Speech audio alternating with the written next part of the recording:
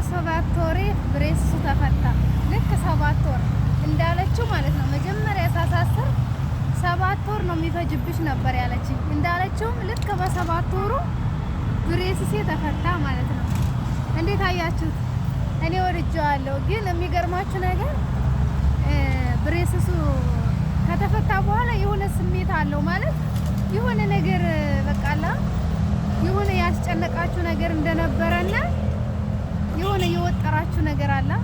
በቃ ቀለል የሚል ነገር አለው። ማርያምን ቀለል ነው ያለኝ። እንደዚህ ነበር እንዳልኩኝ ልክ ስትፈታልኝ ማለት ነው የሆነ ስቦኝ የነበረ ነገር የሆነ ውልቅ ብሎ ሲወጣ አስባችኋል? እና ከ7 ወር በኋላ ብሬስሴ ተፈቶልኛል። እንደምታዩት ያምራል። ዋው ነው ዋው። ለክታኛለች። የሆነ የሚገባ የሚወጣ እስከ 6 ወር ምናምን አለ። እሱን ልታዘጋጅልኝ ለክታኛለች ማለት ነው። ከዛ ሮብ መጥቼ ወስደዋለሁ። እስከ 6 ወር ነው እሱን ማድረግ የሚቻለው።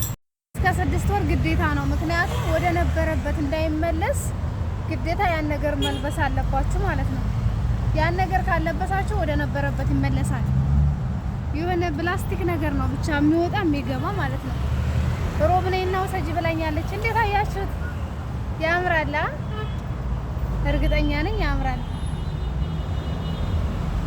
በተደጋጋሚ አንድ አይነት ጥያቄ የምትጠይቁ ልጆች አላችሁ። ስንት ነው $600 600 ነው ያሰራሁት ማለት ነው። ስለዚህ በድጋሜ ልንገራችሁ 600። ስልክ ቁጥሬን የምትፈልጉ ካላችሁ ጠይቁኝ፣ እሰጣችኋለሁ። ማሳሰር የምትፈልጉ ማለት ነው። በጣም ጥሩ ሰው ናት። ማርያምን እሽሽ ነው የምትለው። ያላችኋትን ሁሉ እሽሽ ነው የምትለው። አንድ ቀን የሆነ ነገር ብያት እምቢ ብላኝ አታውቅም። እንደዚህ አርጊልኝ እሺ፣ እንደዚህ አርጊልኝ እሺ፣ እሺ ነው የምትለው። እግዚአብሔር እምቢ አትልም። በቃ ጥሩ ሰው ናት። ስለዚህ አሳስሩ።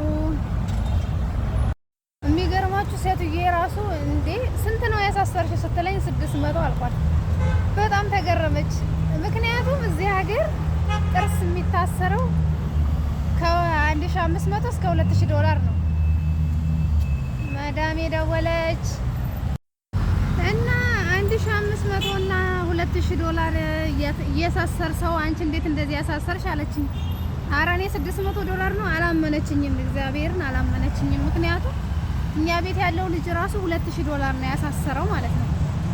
እና ያው አበሾች ስትሆኑ አስተያየት ያደርጋሉ፣ በነገራችን ላይ አስተያየት ያደርጋሉ ማለት ነው። እናንተ ደግሞ መከራከር አለባችሁ። ዝም ብላችሁ ሄዳችሁ 1000 ስትባሉ 2000 ስትባሉ እሺ ማለት የለባችሁም።